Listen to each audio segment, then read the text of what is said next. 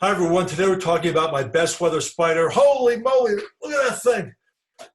Oh, look, actually it's affecting my head. I have a bubble around my head. Now that I'm waiting for a green screen, folks. It's been on order from Amazon for 2 months. I have to do this video very quickly because this is freaking me out. But the best weather spider is my market sentiment of how much weather is in a particular market. I'll be providing this off and on, maybe once or twice a month.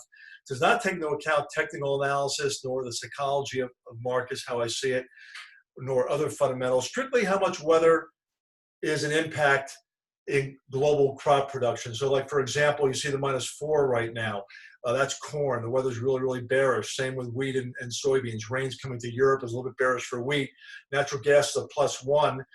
Slightly bullish weather, but it may not happen for another few weeks. We're hoping this summer will be hotter than normal. We'll see a rally in natural gas. But again, this doesn't take into account technical analysis. So when I make recommendations on the spreadsheet, I have to look at all fundamentals, of course, and other factors, not just the weather. But for those of you that want to know about crop production and strictly a weather phenomenon that we look at for most commodities, that's really my background. Then the spider gives a representation of my sentiment. +4 being very bullish, in green, -4 being the most bearish right now. Great soil moisture, warm temperatures, perfect for the corn crop.